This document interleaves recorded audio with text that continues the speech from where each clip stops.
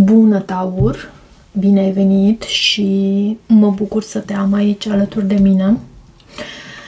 Pentru astăzi aș vrea să facem crucea celtică pentru tine, bineînțeles folosind tarotul, însă am extras dinainte și un alt card pentru tine. Este vorba despre oracolul arhetipurilor al lui Kim Krans.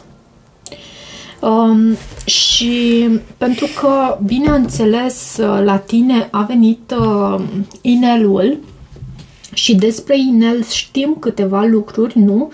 Reprezintă angajamentul, reprezintă dedicarea, reprezintă consimțământul, iarăși conexiunea, bineînțeles, conexiunea și dorința asta de a ne conecta cu cei din jur, lucru extraordinar de benefic pentru noi, pentru că prin conexiune noi creștem, noi avem nevoie de conexiune, sens, sau conexiune și sens. Avem nevoie să știm că în viața asta avem pe cineva pe care ne putem sprijini și în același timp avem nevoie și de sens, să dăm sens la tot ceea ce facem noi sau să știm că viața noastră nu este doar una irosită, să știm că e cu un anume rost, e cu un anume sens. Și pentru asta noi trebuie să oferim sens vieții pe care o trăim. E în răspunderea noastră. Ei bine, la tine a venit inelul din acest oracol, un oracol extraordinar de frumos pe care m-am decis să îl includ în citirile mele și, bineînțeles, pentru început treptat, pentru că nu sunt foarte obișnuită. Acest card, inelul, e un card care poate fi interpretat foarte ușor și intuitiv, însă nu toate sunt la fel, nu toate cardurile sunt la fel. Și am folosit și ghidul înainte de a începe citirea. Și în plus la ceea ce v-am spus până acum, din acest ghid aș putea să adaug faptul că inelul reprezintă și ciclurile vieții, cercul acela care se închide și se redeschide din nou și din nou. Ok, hai să vedem. De asemenea, voi corela acest inel, această semnificație pe care am dat-o acestui card, o vom corela și cu citirea ta în tarot.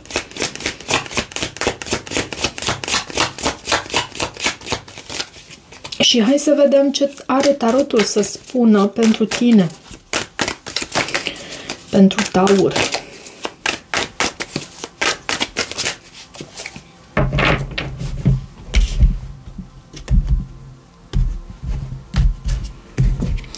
La baza pachetului avem puterea minunată. Tu dai dovadă de reziliență, de putere.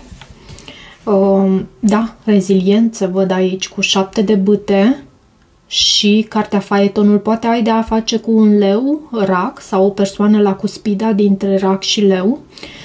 Mai văd și pajul de spade, iarăși aici la baza pachetului. Călătoriile pot fi importante pentru tine. Poate o anumită alegere în următoarea perioadă. Cardul acesta, puterea,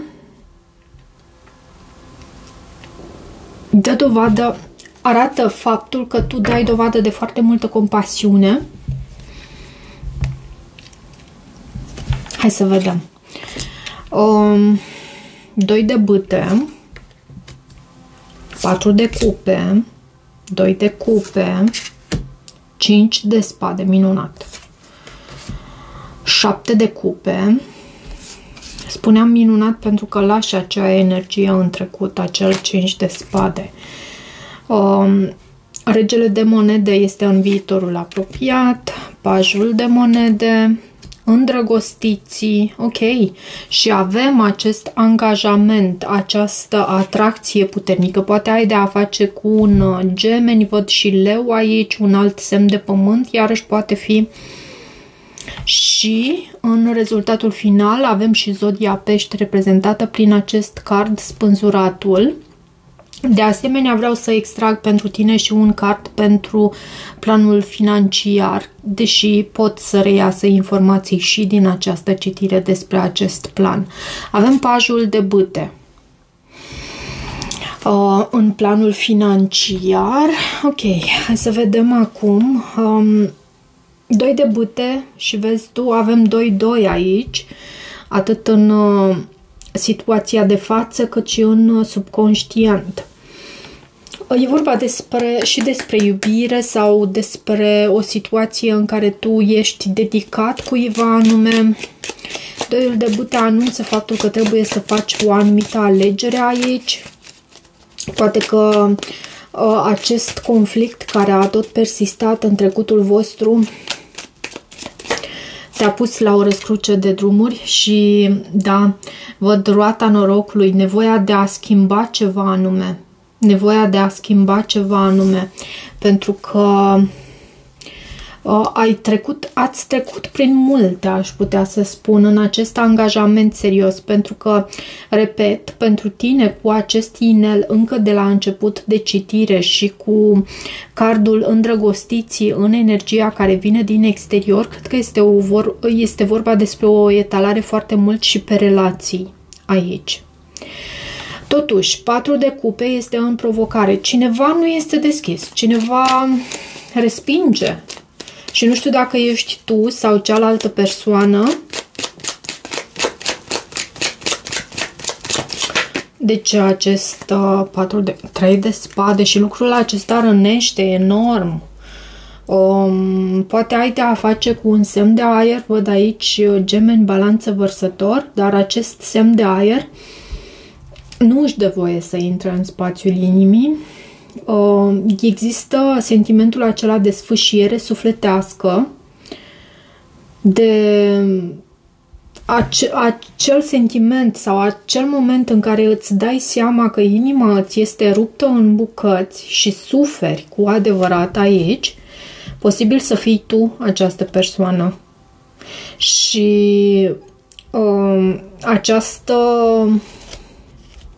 respingere sau acest răspuns din partea acestei persoane să te facă să te gândești și la opțiunile pe care tu le ai în acest moment, cu toate că în sufletul tău tu porți în continuare această dragoste pentru această persoană. De ce 2 de cupe? De ce 2 de cupe? 9 de bâte. Ceva cu turbulențe, aș putea să spun, cu acest 9 de bâte. Scuze, mi-am luat și o cafea și este foarte tentantă. O am aici lângă mine și e mult prea tentantă, dar întorcându-ne înapoi la citire, 9 de bâte arată faptul că în această conexiune au existat multe lupte între voi. Este războinicul rănit, acest 9 de bâte. Acel personaj care a trecut prin multe încă e în picioare. Nicio discuție despre acest aspect. Da, încă este în picioare, dar a trecut prin extrem de multe. Și e valabil pentru amândoi, aș putea să spun acest lucru. Mai ales pentru tine, bineînțeles, pentru că se regăsește în etalarea, în subconștientul tău, de fapt, dar și pentru cealaltă persoană. De ce 5 de spade, scuze. 5 de spade în energia pe care tu o lași în trecut. 6 de cupe. Da, lași această energie în trecut. 6 de cupe este iarăși o energie care este o carte care vorbește despre energia din trecut. 5-ul acesta de spade, bineînțeles, vorbește despre decepție, conflict, situații din acestea în care unul își dorește să câștige cu orice preț, să treacă prin orice doar pentru a câștiga, săgeți aruncate sau mai degrabă spus pumnale, uite, văd aceste pumnale aruncate de această persoană și cineva e rănit. Cele două personaje din spate e rănit. Chiar dacă această persoană are impresia că pe moment câștigă, de fapt, pe termen lung, nu câștigă niciunul din aceste personaje. Și e minunat faptul că tu lași această energie în trecut, totuși. 7 de cupe este în gândurile tale. Fie este vorba despre o confuzie. Uite, văd cam multe cărți și am să mai cer din nou despre ce este vorba cu acest 7 de cupe. De ce 7 de cupe? Eremitul. Poate ai de a face cu o fecioară și 2 de bâte. Știi ce mai simt aici? În afară de faptul că poate fi vorba și despre opțiuni, mai simt faptul că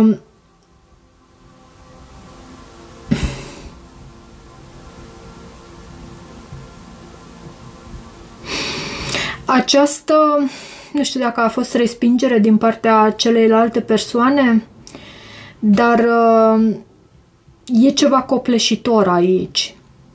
Parcă multe opțiuni se arată în calea ta.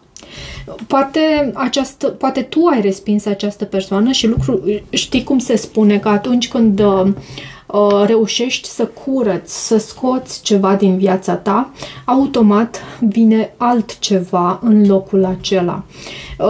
Și poate că tu ai fost persoana care nu s-a deschis în fața cuiva anume, cineva care a venit cu o ofertă. Lucrul acesta însă nu te-a lăsat fără opțiuni. Ba dimpotrivă, te gândești la faptul că ai foarte multe lucruri pe masa ta de lucru și nu știi ce să alegi, nu știi cu ce să începi. E un oarecare sentiment de copleșire aici.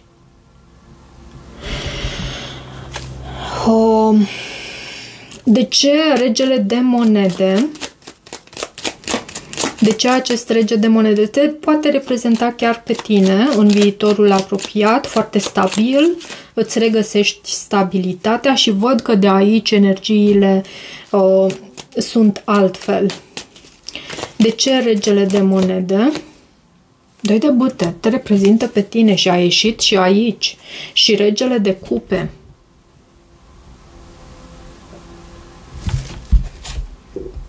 Poate ai de a face cu un semn de apă. Sau poate pur și simplu, pentru că avem acest 2 de bâte care poate să vorbească despre decizii, despre nevoia de a lua o anumită decizie. În viitorul apropiat e posibil ca tu să îți alegi stabilitatea ta dincolo de parteneriate, dincolo de ceea ce înseamnă dragoste și o iubire profundă pe care tu o porți față de cineva anume, poate chiar pentru un rac sau pești scorpion. Un spațiu în care, în viitorul apropiat, în care tu va trebui să iei o anumită decizie și vei lua această decizie în viitorul apropiat. Avem și pajul de monede în sfatul pentru tine. Pajul de monede, bineînțeles, anunță studiu, anunță faptul că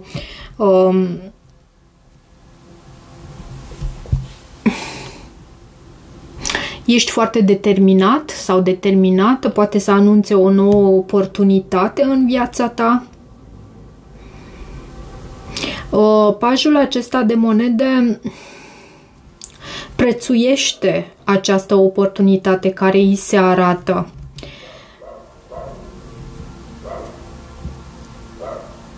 Ok. De ce pajul de monede?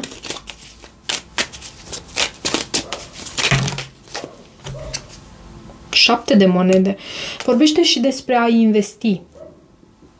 Vorbește și despre a investi, investiții. Poate lucrezi de acasă pentru unii dintre voi sau investești în casa ta, în renovare,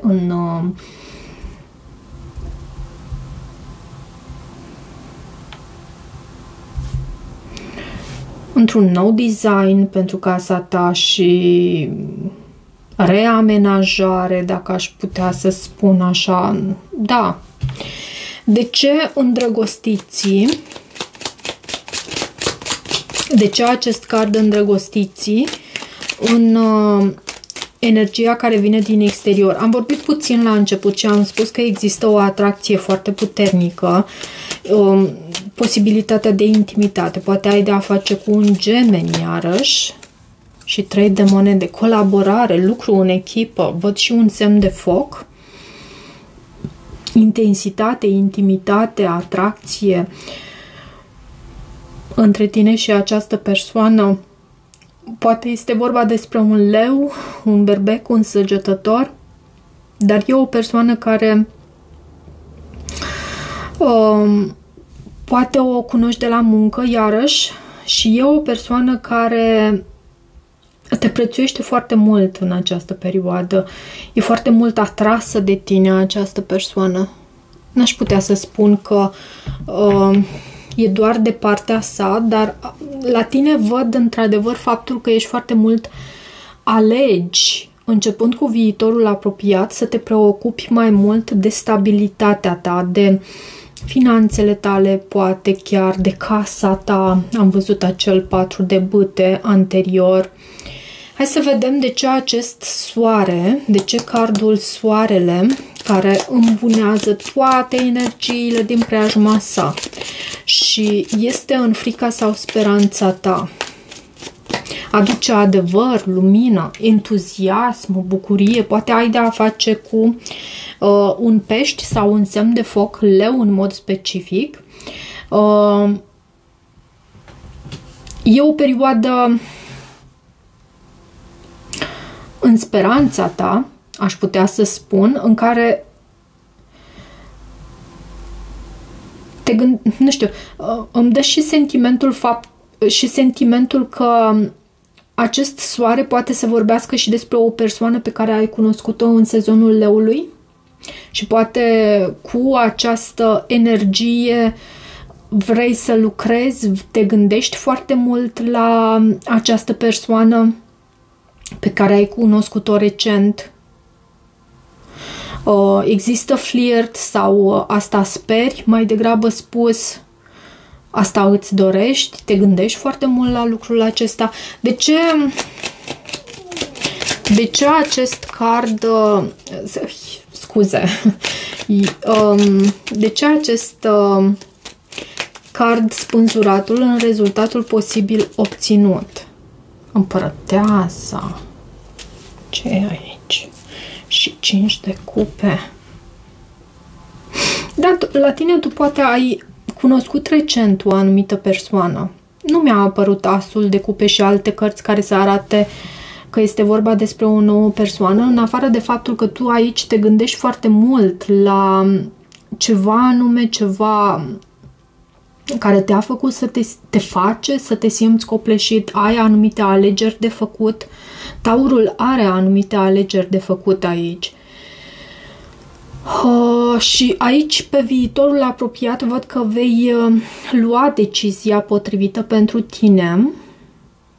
Dar văd și un oarecare soi de dezamăgire în planul acesta. O așteptare, aș putea să spun. În planul acesta romantic, în planul iubirii, poate ai de a face cu un pești, un alt taur sau o balanță. De ce pajul de bâte acum în planul acesta financiar? Pajul de bâte vine cu entuziasm, vine cu bucurie, cu creativitate, curiozitate și a venit Regina de monede, cartea ta, și Cavalerul de bâte. În planul acesta financiar, atenție, poți să ai de a face cu un capricorn, o persoană, un coleg, o colegă, o persoană care cu care tu lucrezi și poate exista și această legătură la muncă, pentru că îmi iese și acest aspect, chiar dacă este planul financiar. Pajul de bâte însă anunță faptul că ție îți place ceea ce faci. Și acest cavaler de bâte la fel. Ești aprins pentru ceea ce faci, ești acolo cu trup și suflet. Nu doar cu trupul prezent, cât și cu sufletul, cu spiritul tău. Ești prezent acolo. Vreau să văd acum și un număr angelic, doar un număr angelic pentru tine, după care vom împacheta citirea. Ce număr angelic avem pentru Taur, pentru această perioadă? 1011. Acționează, ți se cere să acționezi. Speranță, noi începuturi, stil de viață, scop, trezire spirituală. E ca o chemare pentru tine pentru a acționa. Cu cât acționezi mai rapid, cu atât vei obține ceea ce îți dorești tu să faci. Dar, de asemenea, și un îndemn la răbdare și perseverență, aș putea să spun. Pragmatismul elementului pământ este prezent aici. Ok, cam atât pentru această citire, dragilor. Dacă rezonați, nu uitați să vă abonați canalului, să mai treceți pe aici, să îmi lăsați o apreciere și un feedback. Eu vă mulțumesc și toate bune!